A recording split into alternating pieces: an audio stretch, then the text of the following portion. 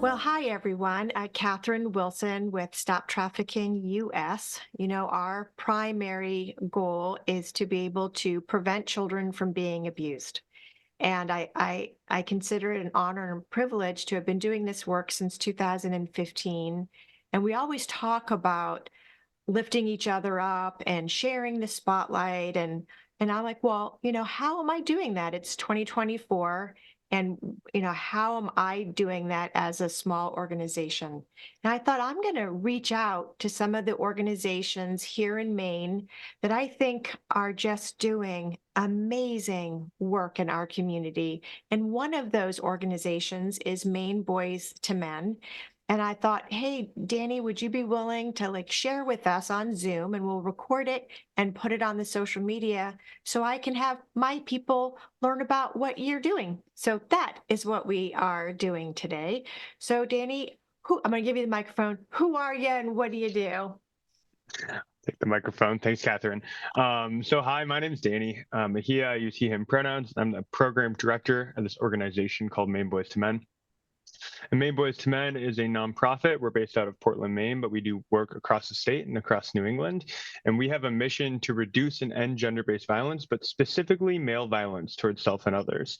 And Catherine and I talked a couple of weeks ago, but I said to her, and I spoke to two statistics about why our work is so important that I want to repeat here today.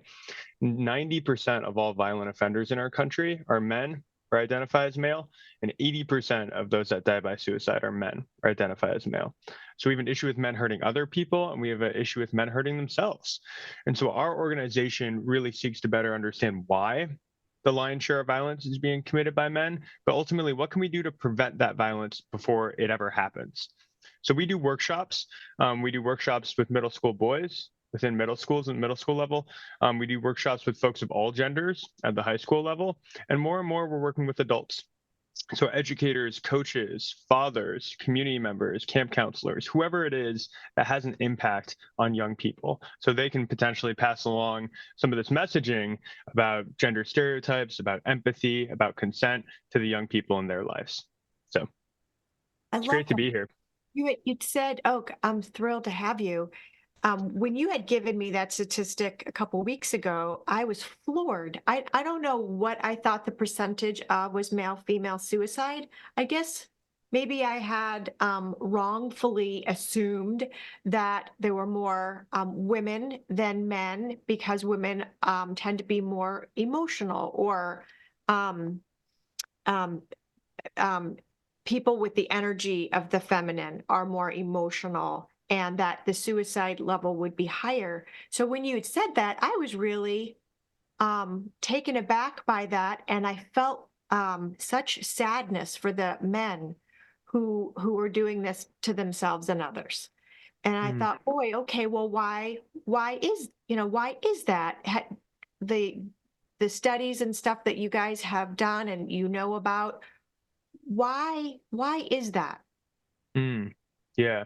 So we're not necessarily researchers within our organization, but I think a lot of the work that we do speaks directly to the messaging that boys and men receive and the socialization process that boys and men receive.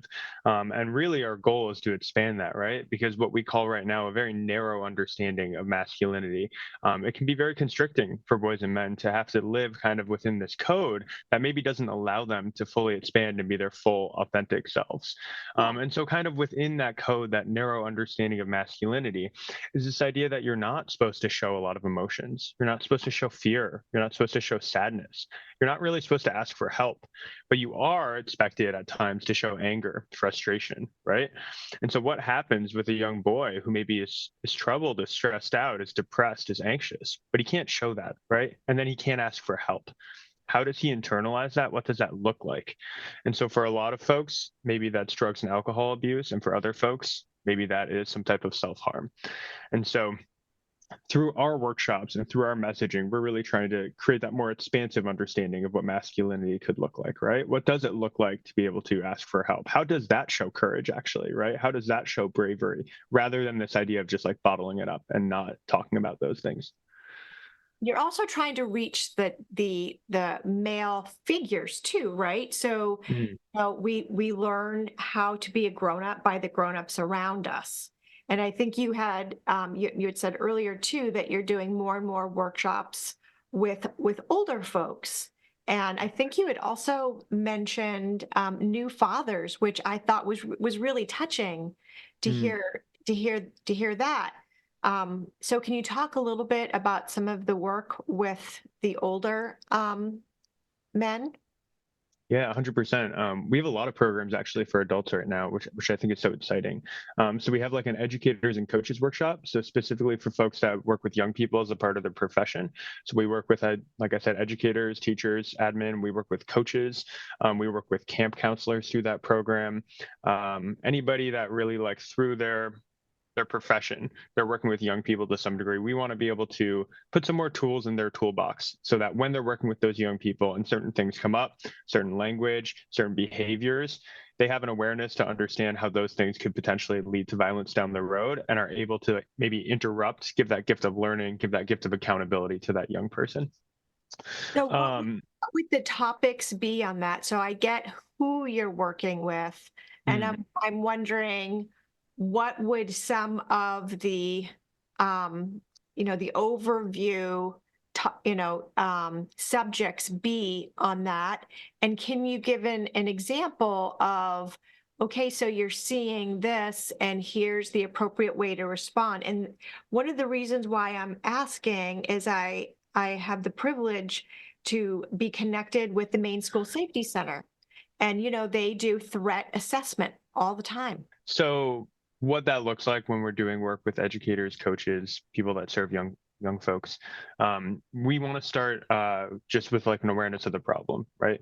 So we start by looking at some of those statistics and then really talking about gender stereotypes as they exist in our world, and we do so through the lens of toys because I think toys can be such a great place, such a low barrier to entry in terms of understanding this topic.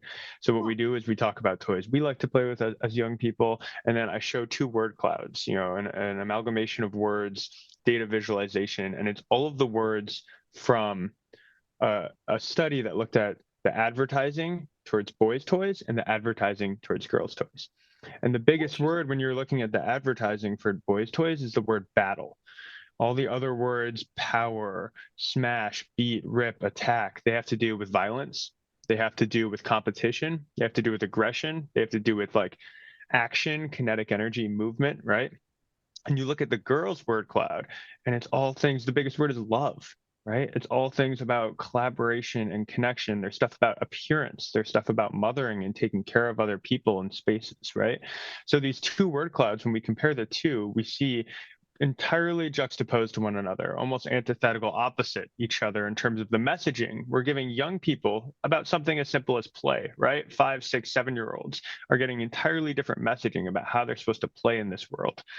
And so I think toys can be this really interesting way to look at like, okay, here are these gender stereotypes. And then from there, we move to like, how does this maybe make people feel unsafe, right? Like, what does that look like? How could that potentially turn to violence, right? And how are all these messages that boys are receiving? How can that be really limiting for them? For me, that builds out a lot of empathy, right? To see these boys aren't receiving a lot of those emotion words, right? They're receiving a lot of words about, again, aggression, competition, and violence. And then from there, the final part of all this work is like, what can we do about it? And so, Maine Boys to Men, we use an upstander intervention model.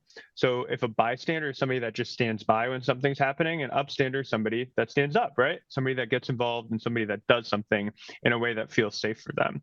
So, we use the same model when we're working with adults. So, we do when we work with young people of again putting tools in their toolbox so that they can be able to interrupt situations when it's still in this place of like attitudes, belief, language, and hopefully before it moves along to this place of actually turning into physical behaviors and physical violence. So that's kind of like the overarching theme. We start in this place of like, what is the problem? Awareness of gender stereotypes, connect it to violence. How can that make people feel unsafe? And then what can we do about it? Um, Brilliant. I love that. The Zero Abuse Project, I've hired them many times for child abuse prevention training, and they use that upstander. That I love that. I love that. So I love that so much. So And more, I'm hearing like schools and students are doing learning around that word, and yeah, so like we can come in and be another point of contact where they can hear it and maybe see it through a different lens, and yeah. maybe practice those skills a little bit so that when they ever get in a situation where they might have to intervene, they're already prepared. They're already prepared to do it. I love that. Do you have a curriculum specifically for schools? Yeah, we do. So we have a curriculum. We were funded under the Department of Justice, the Office of Violence Against Women. There's a federal grant, actually 3 grants that we had over the course of 9 years. And through that grant funding, we developed these curriculum, what we call RSVP, or our Reducing Sexism and Violence program, that we bring into the middle school and the high school. And our curriculum has been third-party evaluated, so we have data to suggest that it really works in terms of changing attitudes and beliefs in regards to gender equity and in regards to safety within schools. I love that. So my 19-year-old grandson has a baby. So he and his the mother of the baby, they're not in a intimate relationship. They're co-parenting. So when we spoke last time and you talked about teaching young new fathers on, the baby's crying and how do you deal with that? And I thought that was super groovy. And I would have, even if I wasn't a great grandma. But uh, and additionally, because I'm a great, so tell me about that program. I think Mm. that is fascinating, not just for new dads, but for dads. Like, how do you've been taught since you were little through toys and through languaging to battle and to Mm. fix problems. And now you have infants and young children, and that battle and that fix the problem isn't it's not logical with little emotional babies. So tell me about that workshop and what that looks like. Yeah, totally.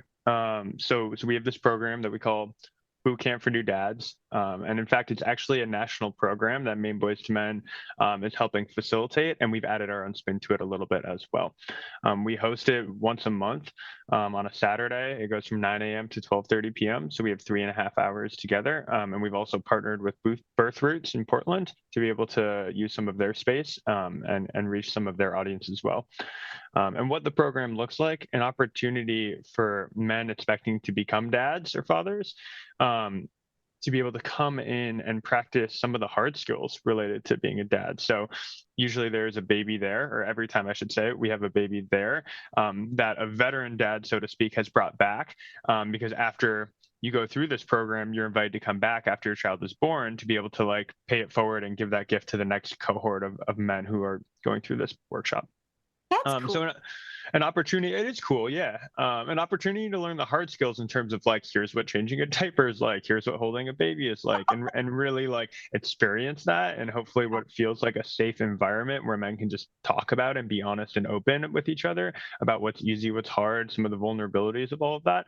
And then along with the hard skills, also learning some of the soft skills of like, what do I want? How do I want to be an equal parent if I'm in like a partnership with two parents here? Or what should that look like when I'm really stressed out and the baby won't stop screaming? Like, how do I take care of myself? Because I don't think a lot of men and I don't think a lot of fathers get to have those conversations and then get to hear from that returning veteran dad, right? Who has that baby and says, here's what's working for me. And here's where I'm still struggling. Here's what's hard, right? Just having that point of connection, and then people to be able to like exchange phone numbers and emails and stay in touch if they so desire. So oftentimes after we go through that program, those 3.5 hours, a lot of the men about to become dads come up to us and say like, I would love to come back with my child and be able to like continue doing this work. So we've had a lot of engagement and the program has grown a lot. Pre-pandemic, we were doing this in the hospitals, and so we had that setting, which I think really legitimized it in a lot of ways. But with the pandemic and everything else, we had to take a break, and so we're now in this place the last year or two where the program is really like revitalized and growing once more. I love that. It is, I believe in the value through my own lived experience of the therapeutic value exponentially of a group, being able Mm, to have that group and the sharing your experience, strength, and hope, coming back with mm, the baby and sharing that That is super groovy. I love that. So your groups, so let's say I want to put on my social media that you're having, a particular group. Is your trainings virtual? Like, how is it accessible? So I would imagine people would go on your website to find out what you've got. Is your payment sliding scale? If it is inconducive because it's, far away, do you have a virtual aspect? How can we connect you with men and boys who are interested in participating? Yeah, yeah. So those are all great questions, and I'll say first and foremost, we have some programs like our Bootcamp for New Dads program that's specific to a certain identity, right? Men, people expecting to become dads. But we have a lot of programs that are open to folks of all genders and all identities, and that's because like we believe everybody can play a role in the solution, right? We believe we all have a role to play when it comes to creating the safety. And even if you don't identify as a boy or a man, or you don't identify as male, there are ways in which we can all help grow this mission really and grow safety within our communities. So I want to say that. And then in terms of virtual versus in person, we do some amount of both. All of our workshops are centered in this idea of empathy and connection and belonging. And we want to make sure that people really feel connected and like they belong in whatever group they're in. And so when you're doing that on Zoom, it looks a little bit different, but I think we found a really great way to make people feel connected. And I've still had some incredibly powerful workshops on Zoom as I have in person. So, one of the other programs I didn't mention yet, but it's very similar, I think, in a lot of to what I said about the educators and coaches program, is what we call our intro workshop. And our intro workshop, it's called Turning the Tides of Male Violence in Maine, is open to anybody. So anybody who wants to learn a little bit more about who we are, again, make some of those connections from stereotypes to violence, and then put some tools in their toolbox about how they can, be a better community member when it comes to creating safety for young people. We host that virtually. So every 2 months, the next one is March 15th, which is, the Friday from this recording right here. Not sure when this will get out, but then we'll have another one in May as well. And it's 2 hours from noon to 2, and it's pay whatever you can. So we have some workshops like that are virtual and that are meant to just be as accessible as possible, because we really want to get people, having these conversations and thinking about, again, how they can impact safety. And then when it comes to our school-based programming, it's oftentimes that we're working with the school to try and figure out like, okay, what can the school potentially provide in terms of payment? And then where can Maine Boys to Men make up the gap? Because we have our own fundraising and our own grants, but also we're still a really small nonprofit of just a couple employees down in Southern Maine. And we make a lot of impact. We work with over 1,000 students and over 500 adults every single year. And those aren't just like, 30-minute assemblies. These are anywhere between 2 and 12-hour workshops. We're really trying to dive deep here. But being a small nonprofit, like we got to continue to exist as well. So we see if there are places in which we can like collaborate with folks, and if they can work through certain grants that they might have available to them, so that we can bring our programming to as many people as possible. I Does love. that answer? Does that answer what you were asking? Yeah, it does. No, this is super informative. So, and my mind is already going to, hey, can I fund something, for the I did have a question about all inclusivity, and I love adding all inclusivity. I'm just wondering, totally transferring my stuff. I think when I'm in a woman's group, I feel safer talking about being as someone who identifies as a woman, was biologically born a woman.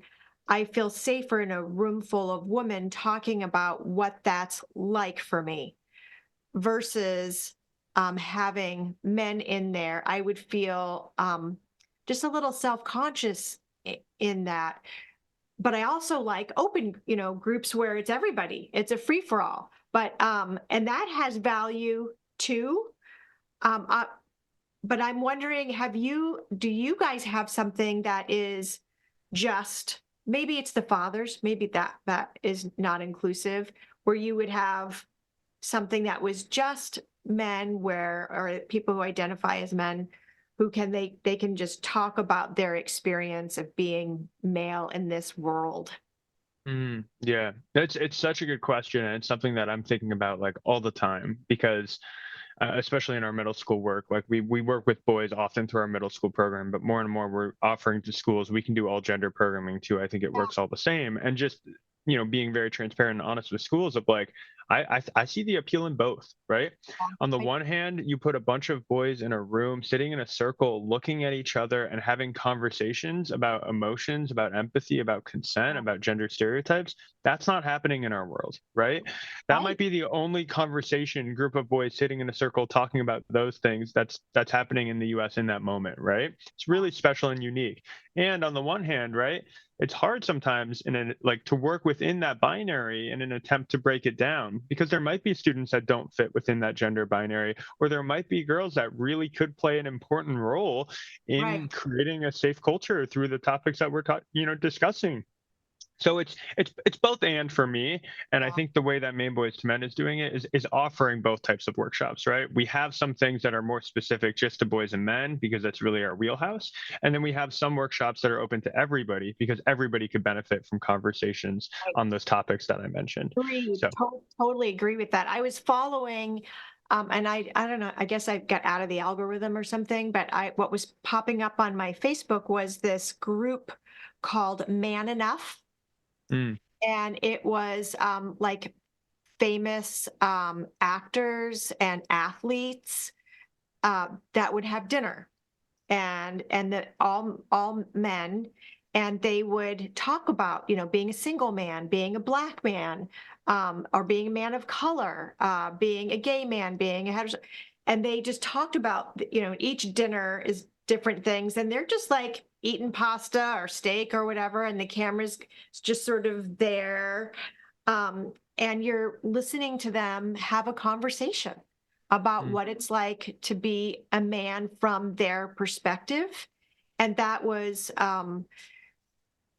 super interesting to, like you, I'm like having these aha moments, like, it's not my shoes. So to be able to, to virtually sort of walk in your shoes and go, wow, that is, so I totally see the value in, and additionally having all inclusive, because everybody needs to be a part of that conversation. mm.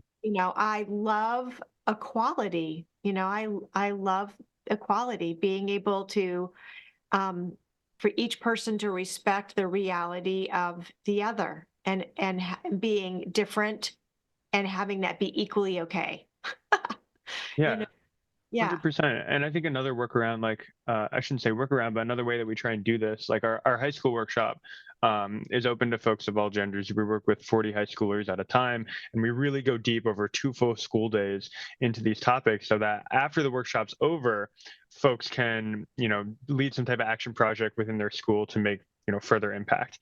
And within that workshop, one of the activities that we do that I think is really important and eye-opening for students is we talk about all the stereotypes related to masculinity and all the stereotypes related to femininity. And to do so within an all-gender workshop, we split up for a bit, maybe half an hour. And anybody that wants to go talk about masculinity goes to one room, which lends itself to a lot of boys. Anybody that wants to talk about femininity stays in the original room. Yeah. And then afterwards, we bring whatever we came up with together on these big pads of paper, and we put the two pieces of paper next to each other to look at how our stereotypes around masculinity and our stereotypes around femininity play off each other and potentially can lead to harm along the way. And I've had so often so many girls and people who identify with femininity looking at that boys list and being like, I had no idea that that was a part of your experience. I didn't realize there were all these things you were trying to conform to too. And boys similarly saying the same thing about the stereotypes related to femininity. So it can be an opportunity for folks to work maybe within certain groups and identities that they feel safe to be able to share and talk about, but then for that shared learning to happen afterwards and for people to really see each other as who they are, I think is so important. Love that. Do you have any personal stories that you've, of course, the person's anonymous and all that, but that just really touch your heart Mm, since you've yeah. been doing it? I mean, yeah, so many. So I failed to mention in the beginning, but I've been connected to this organization for 8 years now, and I've been facilitating our workshops since then. So thousands and thousands of people that I've been in a room with having these conversations.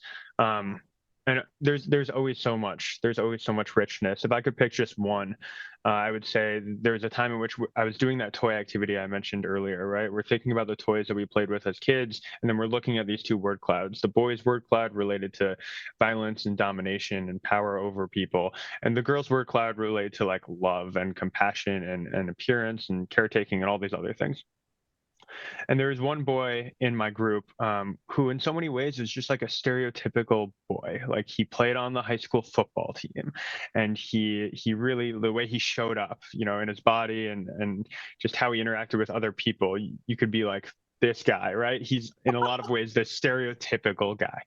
And yet, when we showed that girl's word cloud, he was like, "I'm so upset. I didn't learn these things." He's like, "I wish I had at an earlier age had people talking to me about my emotions, had people talking to me about love, had people talking to me about collaborating and caretaking." He's like, "I love all the things I learned. I love all of the sports that I play, but I wish that I had some of this other stuff too."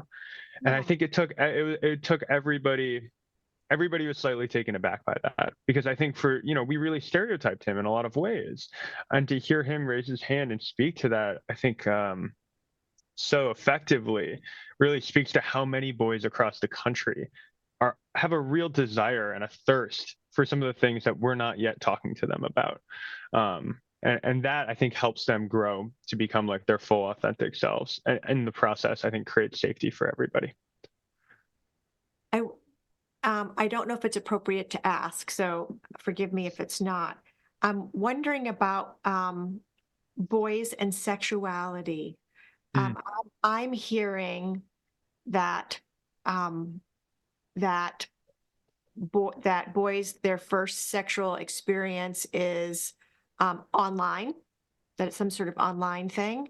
I'm hearing that they're being educated about sexuality online by different things that they're seeing. And I'm wondering how violence and self harm, we had the FBI, gosh, probably 2 months now, I guess, ago. Um, they were in the New York Times about um, high school athlete boys that their suicide rate is higher than it's ever been, and they believe it is directly in correlation with online sexual exploitation. So they're mm, sharing pictures online, and then the offenders, from what I understand from my Homeland Security people, and then the people who abuse um, young athletic boys in high school are telling them, you should kill yourself. mm. And some of them are. And I'm wondering, with the boys that you're working with in Maine, are you seeing this trend? Does this conversation come up? How are you navigating through that, if at all? Yeah. I mean, so what I'll say is everything around technology is ever changing and growing and nuanced in ways that I think a lot of people aren't prepared to talk about.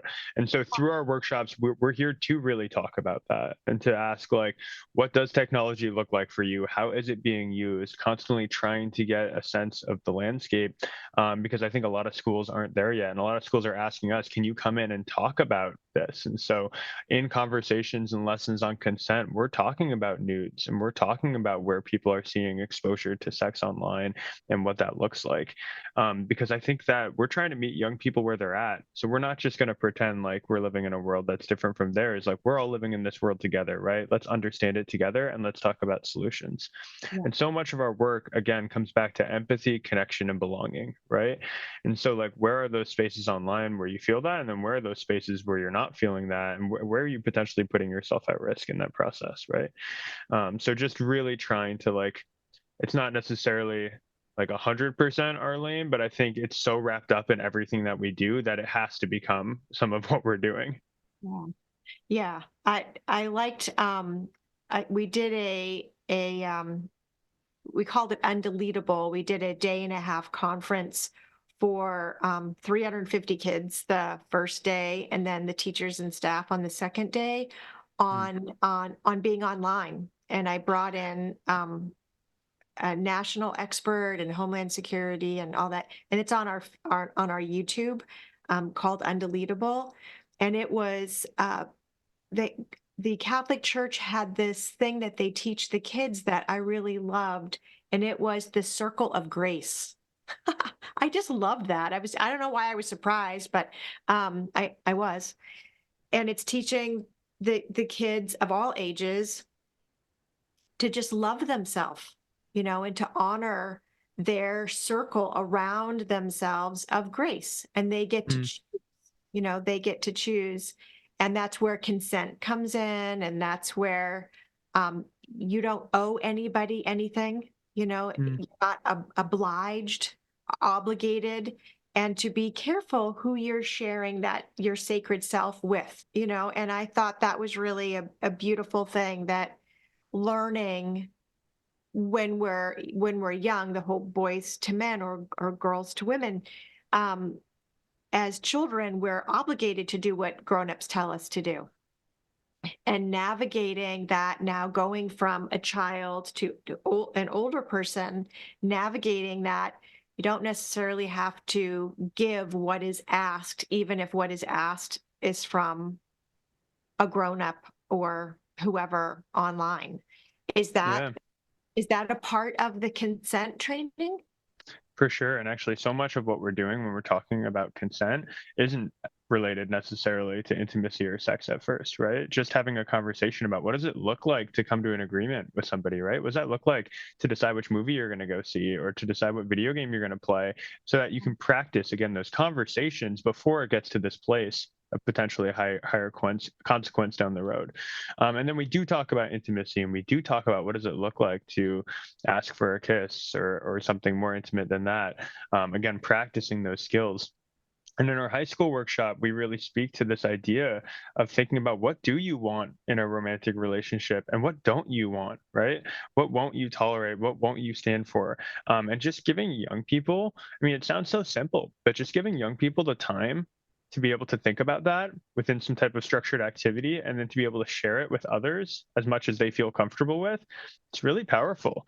When I was a young person and when I was in high school and when I was at the point of starting to date people, I never once sat down and actually thought about what I was looking for. I was just kind of swept up in the current that was my big high school that I lived in, right? And kind of like the social dynamics of everything and who does what and the sports teams and all that. I didn't actually think like what are the values I really want to prioritize in a romantic relationship. And so when we give young people the opportunity to do that, paired with all of the learning that we've had around gender stereotypes, around empathy, around consent, they create in some ways like a vision or a plan for themselves that I think a lot of them really find valuable. So one of the human beings that I love and admire the most is Christine Tebow. She worked for the Cumberland County District Attorney's Office. She was a juvenile prosecutor, and now she works in correction. She was 20 something years with juveniles. And what I loved about her was she treated the children that she was prosecuting as if it was her beloved child.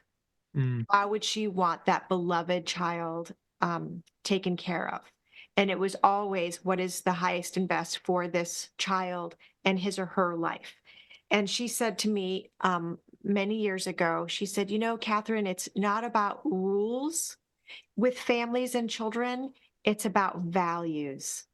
You're mm, teaching values. So when you just said that, I got the goosebumps, because that's it. It's kids getting to choose, okay, what are my values? How do I want to? And you're right, having that space to actually think about it versus, as a girl, the Disney movies, like I was waiting for a prince to save me, and any hardship in life. Well, that's just what happens right before the happy ending happens. And then when there's no happy ending, you're like, hey, I got gypped.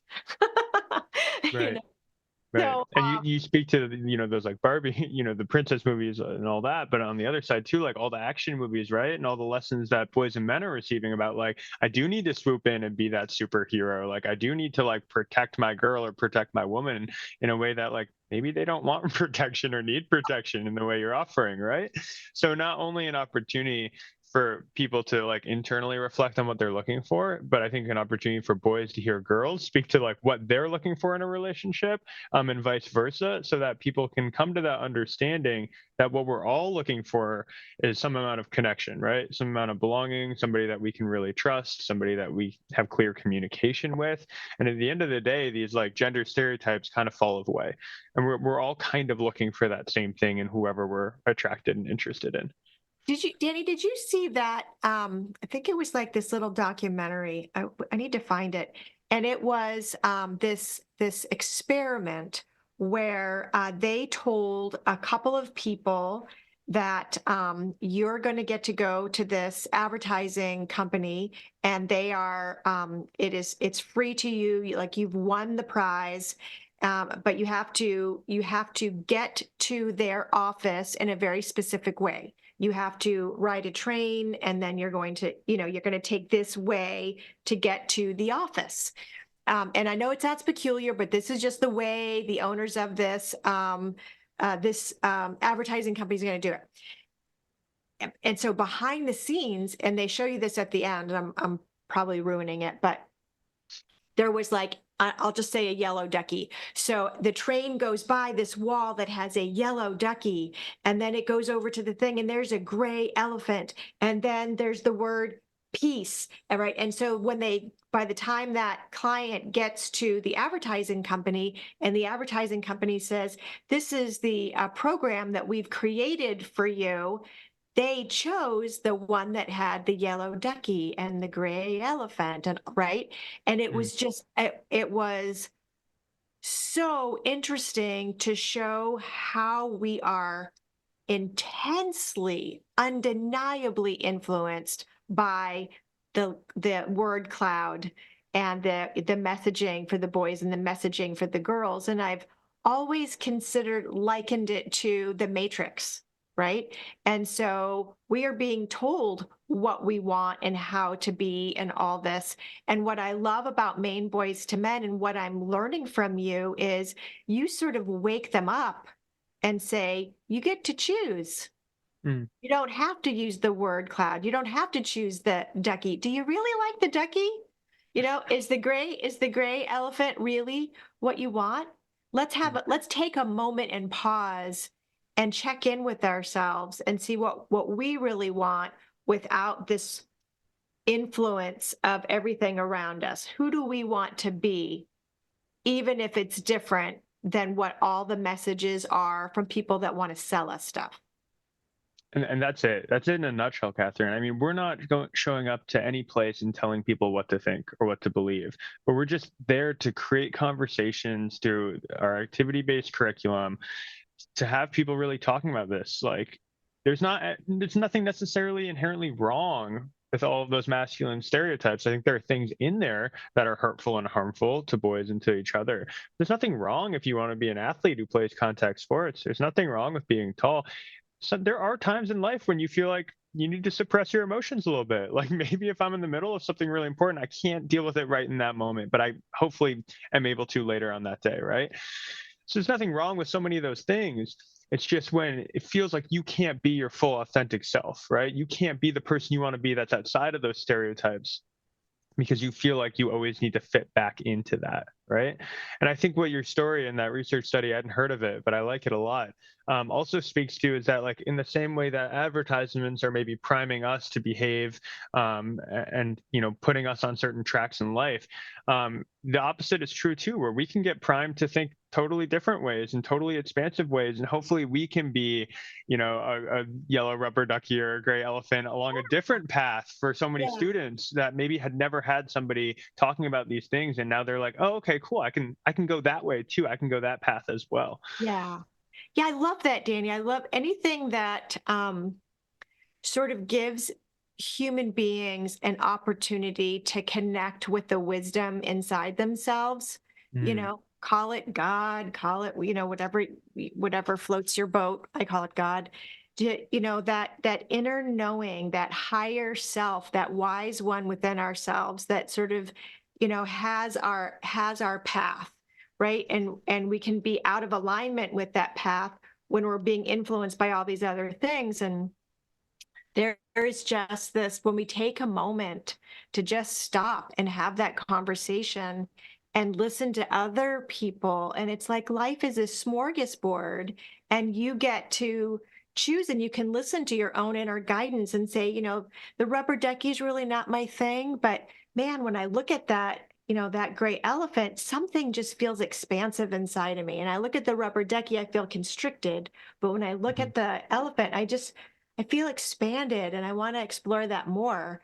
And they never would have known if they hadn't had the opportunity to just sit and learn and talk about this. I think this is really incredibly valuable what you're doing.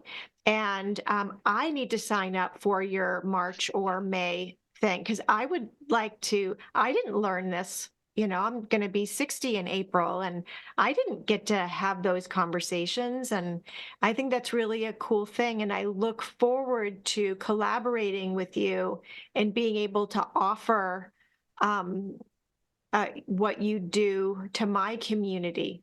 We'll talk about that offline and figure out how we can do that. But that's so cool. Thank you for who you are and how you show up in our community.